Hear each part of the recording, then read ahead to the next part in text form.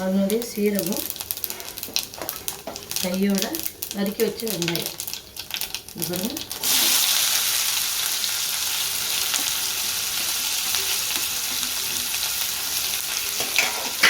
வெங்காயத்தோடு வதக்க முடியும்.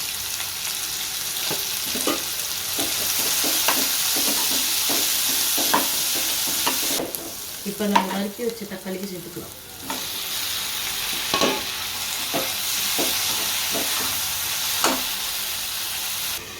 தக்காளி நல்லா வதங்க ஒரு 2 செகண்ட் மூடி வைக்கலாம். அப்புறம் நறுக்கி வச்ச கத்திரிக்காய் முருங்கைக்காய் சேர்த்துக்கலாம்.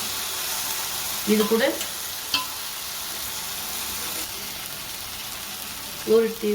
கொஞ்சம் சின்ன டீஸ்பூன் அளவு மஞ்சள்.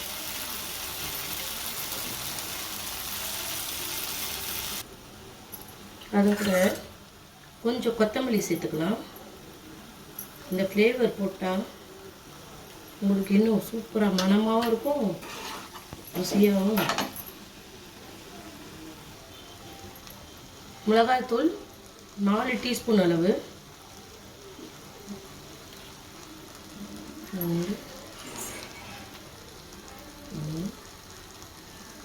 4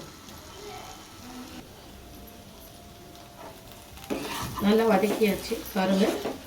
எல்லாமே மசாலா நல்லா மிக்ஸ் ஆகி வந்துடுச்சு. அப்புறம் இதில் நம்ம வந்து ஒரு சொம்பு தண்ணி சேர்த்துக்கலாம்.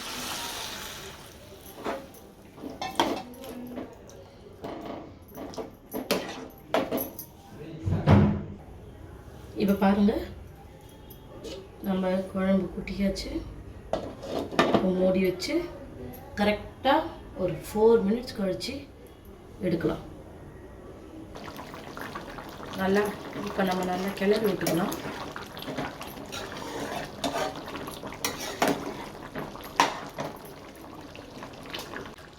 பார்த்தீங்களா ஃப்ரெண்ட்ஸ், நல்லா குழம்பு கூட்டி வந்துடுச்சு. இதுக்கப்புறம் நம்ம வந்து நல்லா வேக வச்சு வச்சுருக்கிற பெருங்காயத்தூள் ஒரு 2 டேபிள் ஸ்பூன் சேர்த்து நல்லா வேக வச்சு வச்ச இந்த பருப்பை இதோட சேர்த்துக்கலாம்.